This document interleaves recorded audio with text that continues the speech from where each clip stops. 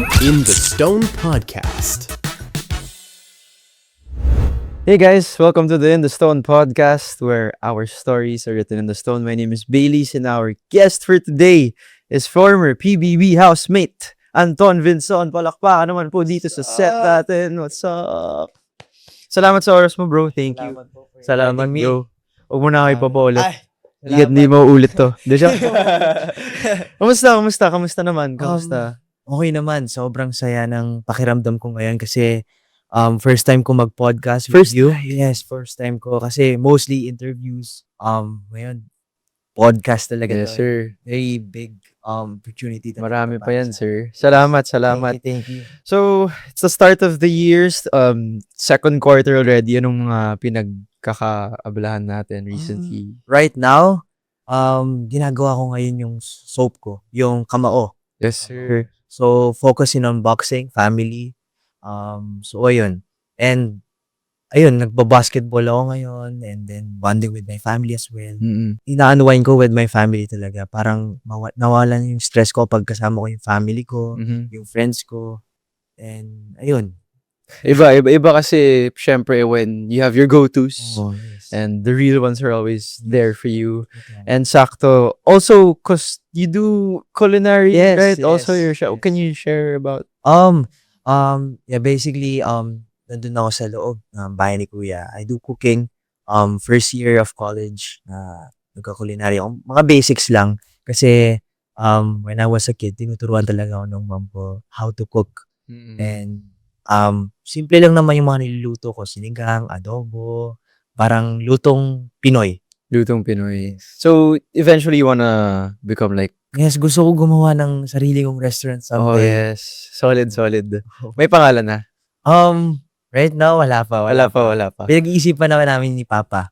Kasi Okay. gusto niya rin gumawa ng restaurant eh. Okay, so it's a family thing din talaga.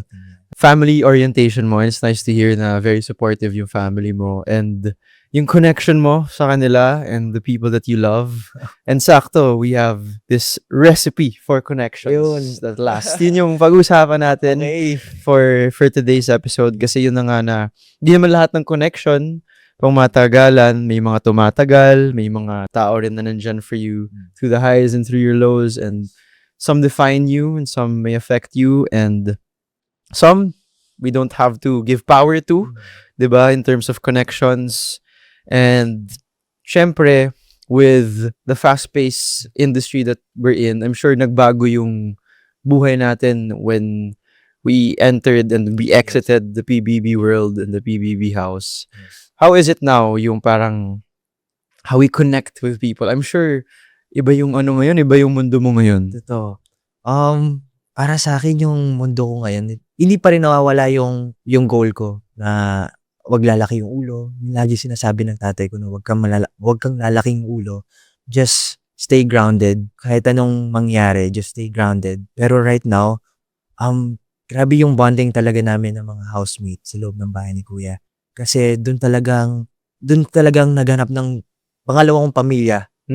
And yes, sometimes, minsan may artista friend. Pero, doon talaga ako nag-build ng totoong connection. Yeah. It's very natural talaga yung connection namin, yung buhay namin sa loob ng bahay. Kung sino talaga kami.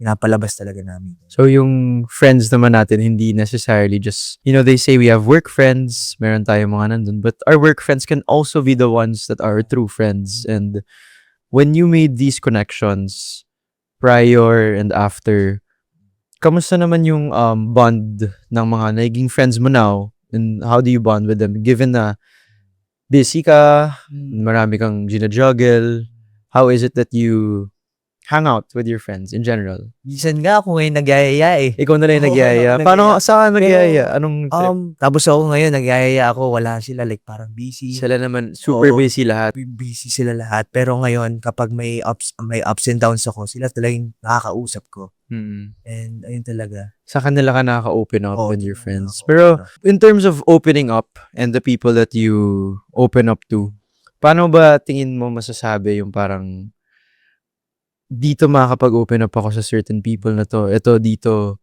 iba yung pwede ko mapag-usapan with them. Kasi di ba yung friendships naman, lahat yun may levels. Diba? Totoo. So, mostly, how do we define like yung friendships nowadays? Mahirap talaga mag-build ng connection kasi, ayun nga, very liberated yung mga generation natin Yeah, I ngayon. think it's social media. No? Social media. Pero ngayon, naghahanap talaga ako ng totoo. Kaya doon ako nakahanap sa loob ng bahay. Yeah. And just be true to yourself. Kasi tatanggapin ka naman nila kung sino ka. Yeah. Tsaka, yes, kailangan mo kasi yung first time ko sa PBB, like parang, parang hindi talaga ako yun. You were like, para ka lang, may filter pa. May filter You pa. were guarded. Yes, You were guarded. Kasi, may experience din ako, non-showbiz din. Like, he uses me Okay. about sa money, gano'n. So, nahihirapan talaga akong magtiwala sa tao. Pero, nung 2 weeks na, sabi ko, parang ayoko na may filter. Gusto ko talagang, kung sino talaga ako, ilalabas ko. Tama. Anong makita sa akin ng mga tao, okay lang. Para magkaroon ka ng connection sa tao, kailangan din open ka rin no? Kailangan you're available and vulnerable ka dun para mapakita mo yung sarili mo. Para rin mabalik din yun sa, I think, with social media nowadays, parang sobrang laki ng mundo na lahat pwede mo nang ma-experience at makilala and madali lang din makipag-connect. Ito. And you feel like you're making a connection with these strangers, pero wala naman din talaga or mababaw lang. In terms of connections, hindi lang sa friendship, just genuine connections. Yeah. 'Di ba nowadays may mga organic encounter na pwede naman din siyang romantically, pwede ring just in a setting of friendship. How does one build it? 'Di ba? Paano kaya nakakabuo ngayon ng mga genuine connections? Ako, I would say, I would much rather meet a person than meet someone online, 'di ba? Parang Totoo. hindi ibig sabihin that you're following each other or your friends on social media that you're actually friends, 'di ba? Parang hindi naman yun yung definition ng friendship ngayon. And it's still important para sa akin yung intention ng tao. Parang dalawa lang yan pag may na-meet ka, feeling mo ba maganda yung intention na to sa'yo or hindi? And only tayo lang din makaka-define din nun But again, kailangan nga totoong tao and kaibigan ka rin dun sa gusto mong ma-build the connection with. Ikaw ba, like, in building connections, especially in the industry, relationships, they're so important, no? Parang, yun pa yung pinaka, if not number one of the most important things to build in this industry.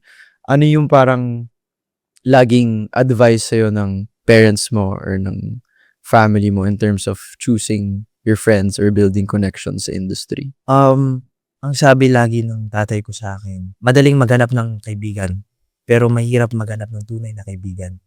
So, yun lagi kong naalala sa kanya. And, ayun talaga, mostly family talaga yung friends ko. And, minsan babae talaga yung mga kaibigan ko ngayon.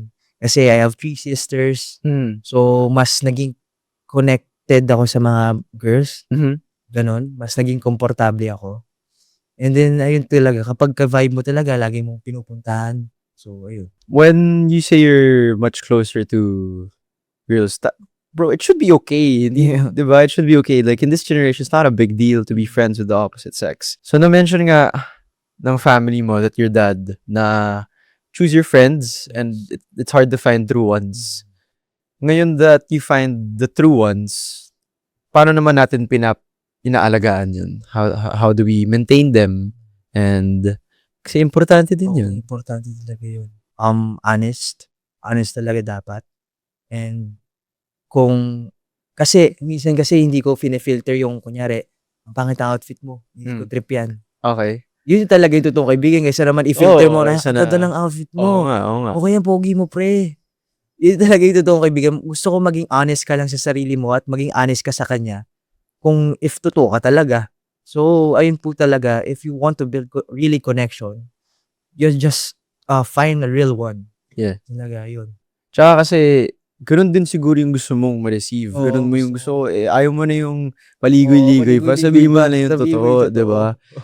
Well, bilis mag-connect, mahirap, madili lang din mag-disconnect sa tao. Meron na akong fair share of experiences ng ganyan, ng connections na nabibuild. Tapos, you think na malalim yung connection nyo, yung pala parang gandito lang kayo or you go the extra mile for this person pero tong taong to hanggang dito lang pala ibibigay sa'yo. May ganun nga talaga yung may times naman akong ganun na kung alam kong nalalaman ko sa isang tao na hindi siya masyadong nakakapag-usap sa akin, kung hindi pa siya open masyado, hindi na ako like to-force ko yung sarili ko na, ay, kailangan ko to kaibiganin dahil gusto mong magkaroon ng kaibigan. Huwag mo i-force yung sarili mo kung gusto mong maging kaibigan. If you want to be friends with me, okay lang sa akin. Open naman ako sa lahat. And ayun naman po talaga, just focus ka lang sa sarili mo muna. If hindi ka pa komportable, huwag kang masyadong Don't fake it don't also, fake di it ba? also. Huwag mo may fake. So, in choosing and selecting our friends, and sometimes even the people we're closest to, sila pa yung nagbe-break sa atin, meron ding other side of the coin na kahit anong gawin mo, they're just really not so genuine and like they're fake or plastic. Yeah. May mga ganong tao. Hindi lang sa industry, like in general. Oo, yun. Sa buhay, may mga talagang nakikilala tayong ganun. How do we deal with them? Most of our conversations or yung mga kung paano tayo mag-communicate via text message or via chat. Ang hirap malaman, nagpa-plastic yung send na emoji, feeling mo totoo. Pag nag-send na emoji, parang plastic naman to. Parang. So, paano ba? Paano ba natin masasabi pa? How do we deal with them and how do we know? You need to shield yourself din. Kasi mahirap talaga magtiwala sa mga ganun, mga kaplastikan nila. Ay, pero sige, paano mo siya na hinahandle, 'di ba? Paano natin hinahandle? Deadma, bro. Di ko siniseryoso yung mga ganyan. Mm. Kung sinusuporta mo ako, thank you pare. Ikaw talaga yung totoong kaibigan. Hindi yung, pare, may racket ka ba dyan? Alam ko talaga kung plastic siya o hindi. Tama yung sinabi mo, dapat protektahan mo sarili mo kasi hindi lahat pwedeng paglaanan mo ng energy at ng oras mo. Especially your goals and yung mga gusto mong ma-achieve sa buhay. Kung paano rin tayo makipagkaibigan, kung sino sila at gaano kalalim, ganoon lang din kalalim yung ibibigay mo sa kanila. What's important, I guess, is that we protect our peace. Diba? Protektahin pa rin natin yung what gives us sanity and paano ka mag-show ng support? Paano ka mag-cheer on? Paano ka maging totoong friend sa mga kaibigan mo? Hindi lang sa chat yung supportan. Gusto ko pumupunta talaga ako sa mga event niya, pupunta talaga ako sa laro niya, ganun. Ganun talaga ako sumuporta sa tropa talaga. And kung gaano connection mo sa kapatid mo, ganun din yung connection mo sa tropa mo. And parang pamilya mo na sila eh. So, gagawin mo talaga yung best mo na to support them always. Ganun talaga yung totoong kaibigan. At hindi nakakaano to feminine side. If wala. kung lalaki, supportahan mo lang. So, dun po talaga. And what matters is your friendship and what people say, bro. Diba? Siguro yun yung way mo of supporting, being present. Kasi walang bayad yun eh. Kung ikaw rin naman yun, you'd appreciate it kung ikaw yung sinusuportahan eh. Why pull someone down? Yeah. Kaysa na maghatak ka pababa, just cheer for someone and babalik din sa'yo yun eh. Bakit bumalik pa sa'yo yun dahil nagbigay ka ng support?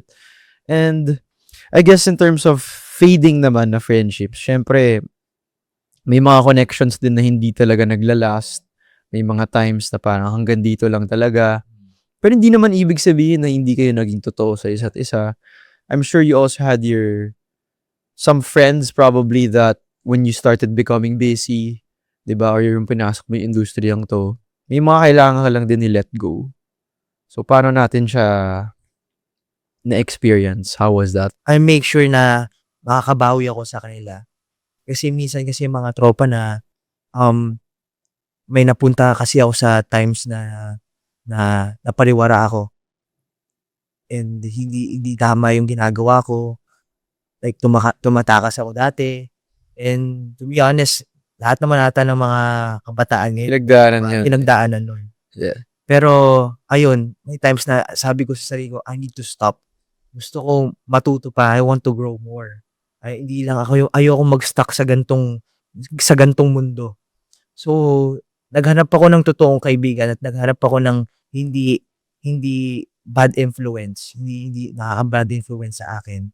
And para maging proud rin yung sa akin, yung pamilya ko. Naging self-aware ka na yung environment mo nun, hindi maganda. Hindi maganda. And How old are you nun? I was like 16.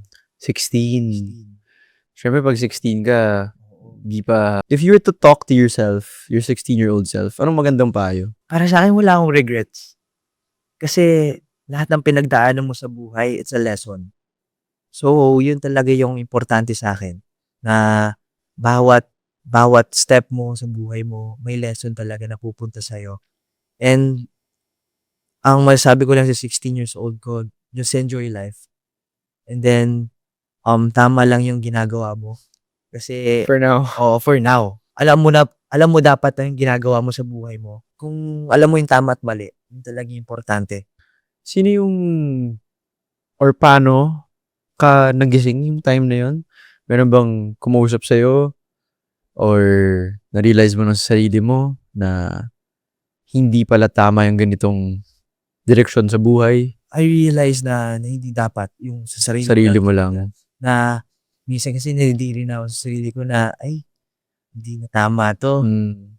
Parang Mga decision ko. Mga decision ko mali na. Ah, So, ayun. So, sabi ko, masyado na masaya. Masyado ka maligalig. maligalig. Gumagalaw na masyado. So, ayun, na-realize ko na, like, nung bumalik ako sa bahay ni Papa, Pa, sorry, hindi ko na uulitin talaga. And alam ko naman na experience yun rin naman yung kabataan yun na sobrang saya kasi hindi mo na mararanasan kapag 60 ka na eh. And pag gusto kong gawin talaga lahat at gusto kong seryosohin pag-aaral ko at seryosohin kung anong meron ako ngayon. And dun po, nag-travel na kami lagi. Ngayon, mas naging focus ako sa family ko. And kung sino sumusuporta sa akin, dun ako nag-focus. if may mga nag-experience nito or at the same parang stage of their life like you were yung time na yun, medyo lost, di ba? Lost. Anong pwede mong sabihin na piece of advice sa mga taong yun, sa mga batang yun? Masasabi ko lang sa mga kabataan, yes, it was fun. Maging masaya lang kayo sa anong meron kayo. Pero alam nyo rin kung yung tama.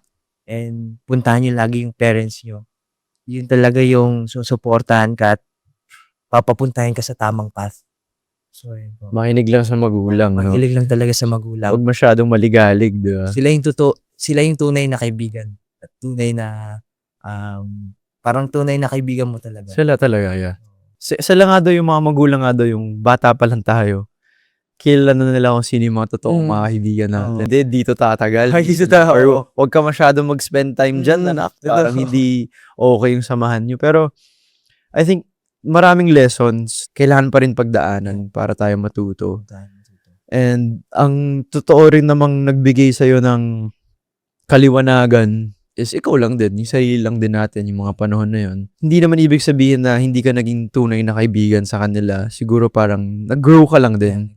You just left that environment. And I think yun yung pinaka-lesson dito in terms of growth din na minsan we have to say bye to things, diba? To make room for better things to come. And ikaw ba, bilang chef? Yes, chef. Bilang chef, anong tingin mo yung parang recipe to be a true friend or to stay connected to your friends? Yun lang lagi ko sinasabi, be true to yourself talaga. Be true to yourself. Hindi naman sila magtitiwala sa'yo kapag hindi ka totoo. Just focus on yourself and dun talaga sila maniniwala sa'yo. So, the only way to really be a true friend is to also be just true to yourself. At masyado nating iniisip yung sarili natin. So, masyado nating piniplease yung ibang tao. Yeah. Pero, kailangan kilalanin muna natin yung sarili natin. Alamin natin kung anong gusto natin, kung anong ayaw natin, what we want to achieve in life, what works for us. And, dun din papasok yung totoong mga kaibigan natin. Mahanap na lang din natin sila along the way. And you have 3 sisters, correct? Yes. 3 sisters. I'm sure sila rin, you're also close to them. How would you describe them as friends, yung tatlo mong kapatid? Okay. Yung iba-iba talaga yung personality nila sa isa't isa eh. Yung pangalawa sa akin, yun talaga yung parang very very free. Very ano siya, very outgoing person. Adventurous. Adventurous. Dun ko natutunan yung pagiging adventurous, guys. Okay, gets. Yung pangatlo naman, yun talaga introvert. Doon ko natutunan kung like lagi ako nagpe-pray dahil sa kanya. Paano kumalma Or naman? kumalma naman. Like, she's very introvert. Okay. Doon ko natutunan. And yung pang-apat naman, si Ate Lala. So, doon ko natutunan to be confident. And doon ko nakilala rin yung sarili ko sa kanya. And she's very passionate sa ginagawa niya. And hindi siya tamad. So, sabi niya, grind ka everyday. Wag na yan to, hindi nakakasama sa inyan. Wag kang maglumapit sa mga ganyang kaibigan. Hayaan mo na yan, kalimutan mo na nga yan. So, doon ko talaga natutunan yung paano gumawa ng totoong kaibigan. So, yun. Maganda rin na may guidance from your siblings. And since family is still about connections and staying connected to them, how valuable ba yung pagiging connected sa family for you? End of the day, sila talaga yung magiging kasama mo. Pagtanda mo, kasi yun talaga yung magiging core mo, yun talaga yung magiging mundo mo eh.